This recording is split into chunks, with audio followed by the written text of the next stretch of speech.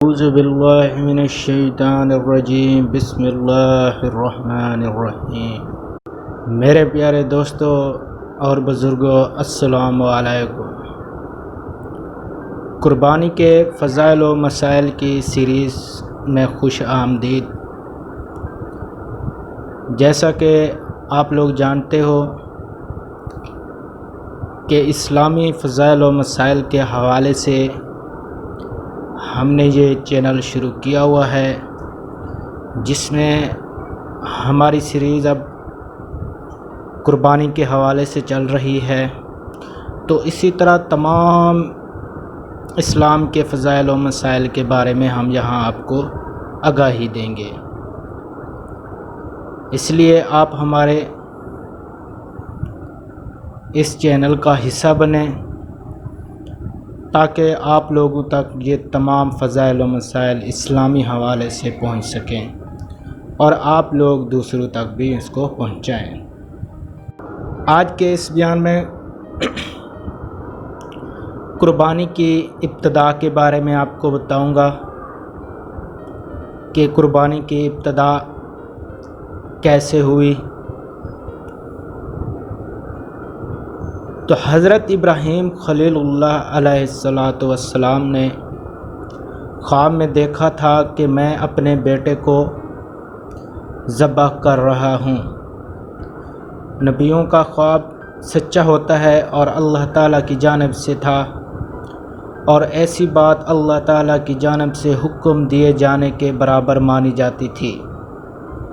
اس لیے انہوں نے اپنے بیٹے سے کہا کہ میں نے ایسا خواب دیکھا ہے، تمہاری کیا رائے ہے؟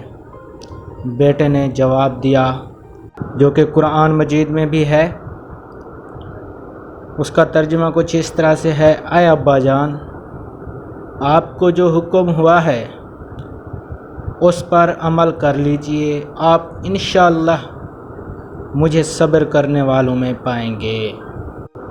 چنانچہ حضرت ابراہیم علیہ السلام اپنے بیٹے حضرت اسماعیل علیہ السلام کو مکہ مکرمہ سے لے کر چلے اور منی میں جا کر ذبح کرنے کی نیت سے ایک چھری ساتھ لی۔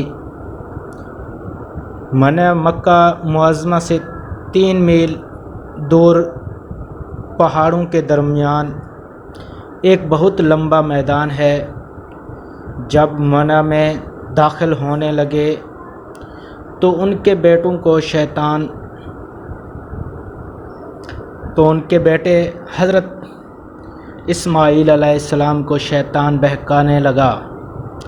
حضرت ابراہیم علیہ السلام کو پتہ چلا تو شیطان کو اللہ اکبر کہہ کر 7 کنکریاں ماریں، جس کی وجہ سے وہ زمین میں دھنس گیا۔ دونوں باپ بیٹے آگے بڑھے تو زمین نے شیطان کو چھوڑ دیا۔ تو پھر کچھ دور جا کر شیطان پھر بہکانے لگا تو حضرت ابراہیم علیہ السلام نے پھر اسے اللہ اکبر کہہ کر 7 کنکریاں ماریں، وہ پھر زمین میں دھنس گیا۔ یہ دونوں آگے بڑھتے تو پھر زمین نے اس کو چھوڑ دیا، وہ پھر آ کر ورگلانے لگا۔ حضرت ابراہیم علیہ السلام نے پھر اسے اللہ اکبر کہہ کر 7 کنکریاں ماریں، پھر وہ زمین میں دھنس گیا۔ اور اس کے بعد آگے بڑھ کر حضرت ابراہیم علیہ السلام نے اپنے بیٹے کو پیشانی کے بل زمین پر لیٹا دیا۔ ابھی ذبح کرنے نہ پائے تھے کہ اللہ کی جانب سے ندا آئی کہ اے ابراہیم، تو نے اپنا خواب سچا کر دیا۔ پھر اللہ پاک نے ایک مینڈھا بھیجا جسے اپنے بیٹے کی جانب سے حضرت ابراہیم علیہ السلام نے ذبح کر دیا، جیسا کہ حق تعالی جلہ کا ارشاد ہے: ذبح تو کیا مینڈھا اور ثواب مل گیا بیٹے کی قربانی کا، کیونکہ دونوں باپ بیٹے اپنے دل اور جان سے اس کام کو انجام دینے کو طے کر چکے تھے جس کا اللہ تعالیٰ کی جانب سے حکم ہوا تھا۔ باپ نے بیٹے کو پیشانی کے بل لٹا دیا اور بیٹا ذبح ہونے کے لیے بخوبی بخوشی لیٹ گیا تھا۔ دونوں نے اپنی جانب سے کوئی کسر نہیں چھوڑی۔ اللہ جل شانہ کی ایک نیت دیکھی جاتی ہے، اپنی نیت میں یہ دونوں سچے تھے، جیسا کہ حق تعالیٰ کا ارشاد ہے۔ یہ واقعہ قربانی کی ابتدا ہے، اور حج کے موقع پر جو کنکریاں ماری جاتی ہیں ان کی ابتدا بھی اسی واقعہ سے ہوئی۔ انہیں 3 جگہوں میں کنکریاں مارتے ہیں جہاں شیطان زمین میں دھنس گیا تھا۔ اب اس جگہ نشان دہی کے لیے پتھر کے مینار بنا دیے گئے ہیں۔ اس کے بعد اللہ تعالیٰ کی رضا کے لیے جانوروں کی قربانی کرنا عبادت میں شمار ہو گیا۔ چنانچہ رحمت اللہ علیہ صلی اللہ علیہ وآلہ وسلم کی امت کے لیے بھی قربانی مشروع کی گئی ہے۔ ہر صاحب حیثیت پر قربانی واجب ہے، اور اگر کسی کی اتنی حیثیت نہ ہو اور قربانی کر دے تب بھی ثواب عظیم کا مستحق ہوگا۔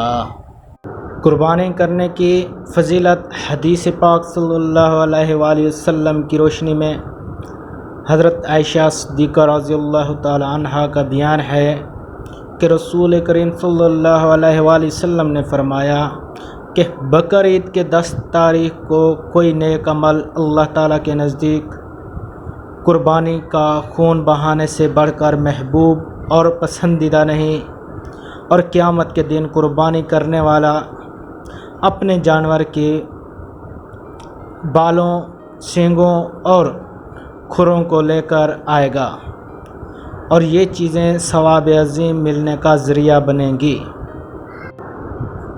نیز فرمایا کہ قربانی کا خون زمین پر گرنے سے پہلے اللہ تعالیٰ کے نزدیک شرف قبولیت حاصل کر لیتا ہے، لہذا تم خوش دلی کے ساتھ قربانی کیا کرو۔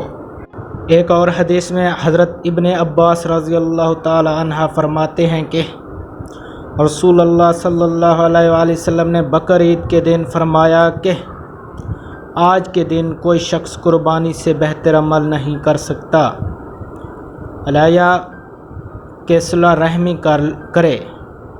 یاد رہے کہ صلہ رحمی نفل قربانی کا بدل تو ہو سکتی ہے، واجب قربانی کا نہیں۔ قربانی کا پہلا قطرہ گرتے ہی تمام گناہوں کی بخشش۔ حدیث مبارکہ کی روشنی میں حضرت علی رضی اللہ تعالی عنہ سے روایت ہے کہ رسالت مآب صلی اللہ علیہ وآلہ وسلم نے ارشاد فرمایا، فاطمہ جاؤ اپنی قربانی پر حاضری دو، کیونکہ اس کے خون سے جو ہی پہلا قطرہ گرے گا تمہارے سارے گناہ معاف ہو جائیں گے۔ نیز جانور قیامت کے دن اپنے خون اور گوشت کے ساتھ لایا جائے گا، اور پھر اسے 70 گنا بھاری کر کے تمہارے میزان میں رکھ دیا جائے گا۔ حضرت ابو سعد رضی اللہ تعالی عنہ نے یہ عظیم الشان فضیلت سن کر بے ساختہ عرض کیا، یا رسول اللہ صلی اللہ علیہ وسلم، کیا یہ فضیلت عظمت صرف آل محمد صلی اللہ علیہ وآلہ وسلم کے ساتھ ہے کیونکہ وہ اس کار خیر کے زیادہ مستحق ہیں، یا آل محمد اور تمام مسلمانوں کے لیے عام ہے؟ تو آپ صلی اللہ علیہ وآلہ وسلم نے ارشاد فرمایا، یہ عظیم الشان فضیلت آل محمد کے لیے تو بطور خاص ہے، اور تمام مسلمانوں کے لیے بھی عام ہے، یعنی ہر مسلمان کو بھی قربانی کرنے کے بعد یہ فضیلت حاصل ہوگی۔ اس روایت پاک سے 2 فضیلتیں معلوم ہوئیں۔ قربانی کے جانور کا پہلا قطرہ گرتے ہی قربانی کرنے والے کی مغفرت ہو جاتی ہے، اور قیامت کے دن قربانی کا جانور خون اور گوشت کے ساتھ لایا جائے گا، اور پھر اس کو 70 گنا وزنی کر کے میزان میں رکھا جائے گا۔ اس لیے نہایت خوش دلی اور فراخ دلی سے قربانی کرنی چاہیے۔ واجب ہو تو بھی ان فضیلتوں کو حاصل کرنے کے لیے قربانی کر لینی چاہیے۔ مسئلہ اپنی قربانی کا جانور خود اپنے ہاتھ سے ذبح کرنا افضل ہے۔ اگر خود ذبح کرنا نہیں جانتا تو دوسرے سے بھی ذبح کرا سکتا ہے، مگر ذبح کرتے وقت وہاں خود حاضر رہنا افضل ہے۔ اللہ تعالی ہم سب کو اپنی حفظ و امان میں رکھے۔ آپ لوگ خود بھی اس پر عمل کریں اور دوسروں تک بھی یہ پیغام پہنچائیں۔ اللہ تعالی آپ کا حامی و ناصر ہو۔ اللہ حافظ، اپنا خیال رکھیے گا۔